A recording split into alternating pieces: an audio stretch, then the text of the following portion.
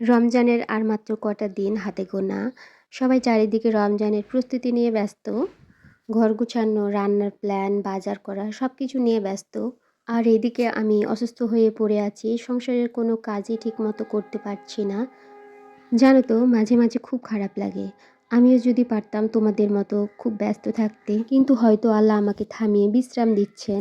সুস্থ হয়ে উঠলেই আমিও ইনশাআল্লাহ ধীরে, ধীরে শুরু করব। যাই হোক, দোয়া করবেন সবাই। আপুরা, আপনাদের কি কাজকর্ম হয়ে গেছে? রমজানের প্রস্তুতি কি গুছিয়ে ফেলেছেন? নাকি আমার মতো আপনারাও পিছিয়ে আছেন? কমেন্টে জানাবেন। একটা কথা কি জানেন তো আপুরা, আপনাদের সাথে কথা বলতে আমার খুবই ভালো লাগে। আসসালামু আলাইকুম, কেমন আছেন সবাই? আশা করছি সবাই খুব ভালো আছেন। আলহামদুলিল্লাহ, আমরাও খুব ভালো আছি। কে কোথা থেকে ভিডিওটি দেখছেন অবশ্যই কমেন্ট করবেন। ওয়েলকাম জানাচ্ছি তাহিরা লাইফস্টাইল ব্লগে। এখন পর্যন্ত আপনি যদি আমার ভিডিওটি দেখে থাকেন তো অবশ্যই একটা লাইক দিবেন। আর যদি লাইক দিয়ে থাকেন তাহলে আপনাকে অসংখ্য ধন্যবাদ। আপনার একটা লাইকই আমাকে মোটিভেট করে এবং আরও পরবর্তী নতুন ভিডিও বানাতে উৎসাহ পায়। আর এরকম যদি ডেইলি ব্লগ পছন্দ করেন তাহলে আমার চ্যানেলটি সাবস্ক্রাইব করে পাশে থেকে যেতে পারেন। আর হ্যাঁ, বেল আইকনটি অবশ্যই অন করে রাখুন। এতে করে আমি নতুন ভিডিও দিলেই আপনার কাছে পৌঁছে যাবে ইনশাআল্লাহ। যাই হোক, এখানে আমি সকালে নাস্তা করে নিচ্ছিলাম হালকা পাতলা। লাল চা করেছি আর ব্রেড সেঁকেছি ৩টা আর ২টা কলা নিয়েছি। জানেন তো আপুরা, আমার লাল চায়ে মুড়ি খেতে কিন্তু খুবই ভালো লাগে। আমি জানি আপুরা কিন্তু কেউ খায় না, বাট আমার কিন্তু খুবই ভালো লাগে। আর ওইদিকে আমার ছেলে পিনাট বাটার দিয়ে ব্রেড খেয়ে নিল। আমি পিনাট বাটারটা বাড়িতেই তৈরি করে রেখেছিলাম, তো সে সেটা খুবই পছন্দ করেছে আর ওটা দিয়ে সে খেতে ভালোবাসে।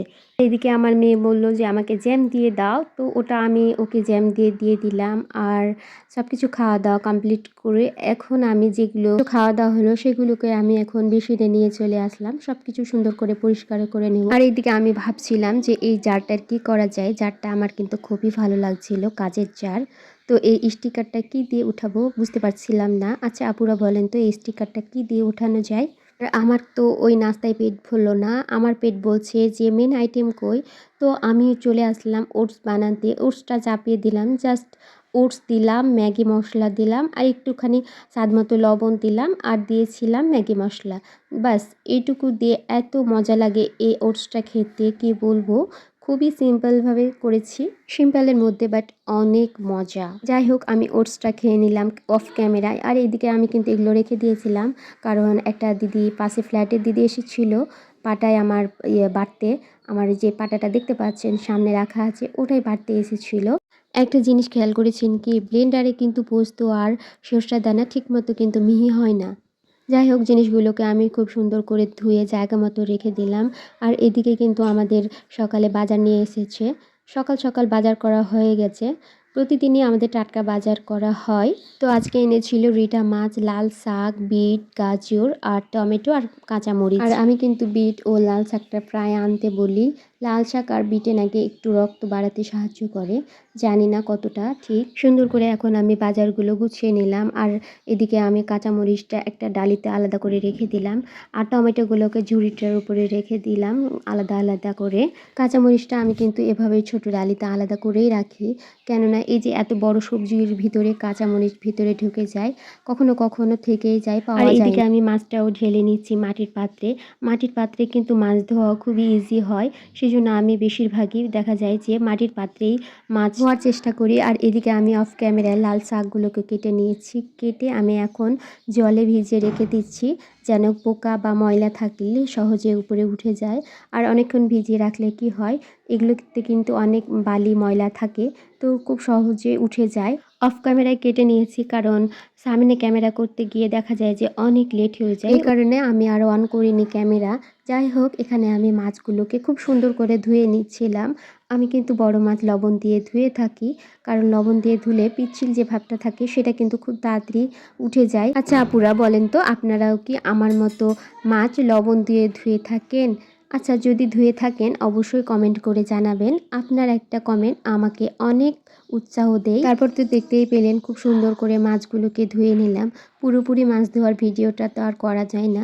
আমি জানি আপুরা কিন্তু ধৈর্য হারিয়ে ফেলবেন, এ কারণে আমি কিন্তু কেটে কেটে সব কিছু ভিডিও করছি। আর এদিকে দেখেন আমি কিছু সরষা কাঁচা লঙ্কা দিয়ে বেটে নিচ্ছি। কাঁচা লঙ্কা দিয়ে সর্ষে বাটলে কি হয়, সর্ষেতে যে তেতো ভাবটা থাকে সেটা কিন্তু আর থাকে না। তারপরে এই তো আমার কিন্তু জাদু মন্তর করে পেঁয়াজ, রসুন, আদা, কাঁচামরিচ সব কিছু বাটা হয়ে গেল। তারপর আমি কিন্তু চুলাটা নিচে রেখেছিলাম রাত্রিবেলায় রুটি করতে। আর বেশিক্ষণ দাঁড়িয়ে থাকলে আমার কিন্তু কোমরের প্রচুর প্রবলেম হয়। আর জানো তো আমার শরীরটা কিন্তু খুবই খারাপ যায়, এ কারণে আমি রাত্রিবেলায় রুটি করলে চুলাটা নিচে করে নিই। আর সকালবেলায় জায়গাটা আবার ঠিক মতো পরিষ্কার করে তারপরে চুলাটা আবার রেখে আবার রান্নাবান্না চালু করে দিই। তো আমি দেখো এখানে তোমাদের সাথে লাল কীভাবে রান্না করলাম সেটাই দেখাচ্ছি আর কি। এটা শাক কিন্তু রান্না করতে তেমন একটা সময় লাগে না, আর একদম সিম্পলভাবে খুব সহজে হয়ে যায়। তো আমি দিয়ে দিলাম লবণ, কিছু কাঁচা মরিচ, আর দিয়ে দিলাম একটু ধনিয়া আর জিরে গুঁড়োর মশলা। তারপর এদিকে কিন্তু আমি একটু তৈরি করে নিয়েছিলাম পাউরুটি দিয়ে, দুধ দিয়ে আর এলাচ দিয়ে একটা ক্ষীরের মতো তৈরি করে নিয়েছিলাম। খেতে কিন্তু খুবই মজা হয়েছিল। আর এইদিকে দেখো এক কড়াই শাক কিন্তু একদম তলায় লেগে গিয়েছে, খুঁজে পাওয়া যায় না। আর এদিকে কিন্তু আমি মাছটাও রান্না করে নিচ্ছিলাম। এই মাছটা কিন্তু কষিয়ে খেতে কিন্তু খুবই মজা হয়, আর এভাবে আমি বেশি সময় রান্না করে থাকি। আজকে কিন্তু সর্ষে দিয়ে রান্না করলাম, দেখতেই তো পেয়েছেন সর্ষে বাটা। আমার কথার মধ্যে যদি কোথাও ভুল থেকে থাকে তো অবশ্যই ক্ষমা সুন্দর দৃষ্টিতে দেখবেন। তারপরে এদিকে আমি তেল গরম করে রসুন কুচি দিয়ে দিলাম, আর দিয়ে দিয়েছিলাম একটা শুকনো লঙ্কা ভেঙে। রসুনগুলোকে কিন্তু আমি যে চামচ দিয়ে একটু করে থেতো করে নিচ্ছিলাম, এতে করে রসুনের যে গন্ধটা সেটা তেলে যাবে। তারপর বেশি করে পেঁয়াজ দিয়ে দিয়েছিলাম, এগুলোকে নাড়াচাড়া করে একটু বাদামি হয়ে আসলে দিয়ে দেব শাকগুলো। তারপর এভাবে কে কে করে খেয়েছেন অবশ্যই জানাবেন কমেন্টে। আমার কিন্তু খুবই ভালো লাগে এভাবে খেতে। এখন আমি শাকগুলোকে বাটিতে করে নেব।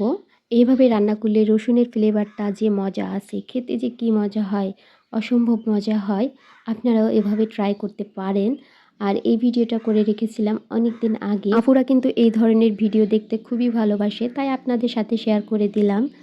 আমার বড় ভাবি ডেলিভারি হওয়ার সময় ছিল, তো তাকে হসপিটালে অ্যাডমিট করে আমরা রেস্টুরেন্টে খেতে এসেছিলাম। আজ এই পর্যন্ত, সবার সুস্বাস্থ্য কামনা করে বিদায় নিচ্ছি। আসসালামু আলাইকুম।